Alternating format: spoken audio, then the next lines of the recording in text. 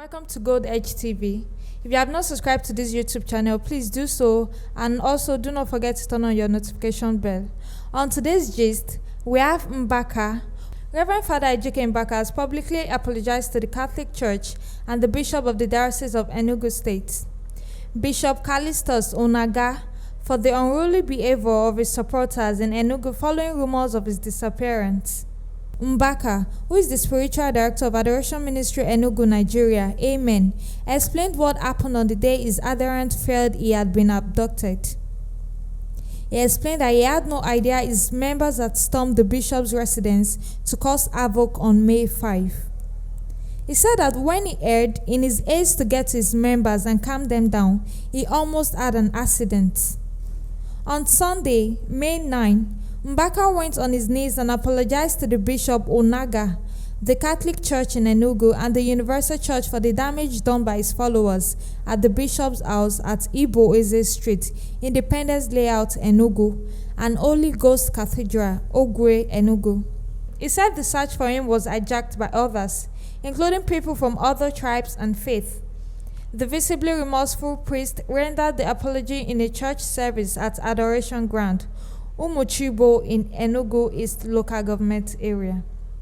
Recall that members of the Adoration Ministry had marched around Enugu last Wednesday, May 5, demanding the whereabouts of their pastor, Mbaka, who was feared to have been abducted. The protesters stormed the home of the Enugu bishop, where they destroyed property, having accused him of knowing what had happened to Mbaka. Yoruba activist Sunday Igboho mocked Pastor Adeboye over the death of his son. Yoruba activist Sunday Adeyemo, aka Sunday Igboho, has mocked the General Overseer of the Redeemed Christian Church of God (RCCG), Pastor Enoch Adeboye, over the sudden death of his son, Pastor Dare Adeboye. Pastor Dare, 42, died in his sleep in his home in Eket, Akwa Ibom, on Tuesday, May 4. In a live session on Facebook with his publicist, Olayomi Koiki, Igboho did not mince words as he mocked Adeboye over his loss. According to the activist, Adeboye, who is an elder statesman in Yoruba land, has been silent as Fulanis have continued to kill men and women in Yoruba land. He said he would not greet or sympathize with the clergyman as he doesn't support the call for a Yoruba nation. As Baba supported the Yoruba nation, that we will not be greeting him. We don't need to greet Adeboye. What is my own with that? We are not doing church here. This is not religion. Pastor Adeboye did not speak about the Yoruba nation. Look at the number of crowd in Baba Adeboye's church. Is he not supposed to tell all of them to join the Yoruba nation? We don't need to greet him. God himself will start asking questions from all the enemies of the Yoruba race. By the grace of God, anybody who says Yoruba will not get to the promised land, God will kill their children and wives and their entire family. Anybody who does not support the Yoruba nation, those who have powers, be it pastors or anybody that has the followers, but does not support Yoruba nation, God, I call on you. You are the one who owns me and the creator of everything. Those elders who see our sufferings, who see that the Fulanis are kidnapping us and collecting ransom, but choose not to support us, as you kill their children, kill their wives, so shall it be, a visibly angry Igboho said.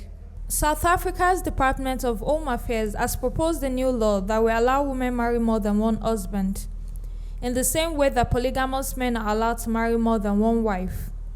The 67-page policy document, also called Green Paper on Marriages, stated that the current Marriage Act does not promote equality.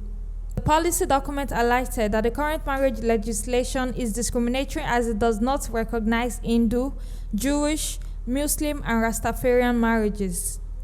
The policy document also called for polyandry to be legally recognized as a form of marriage.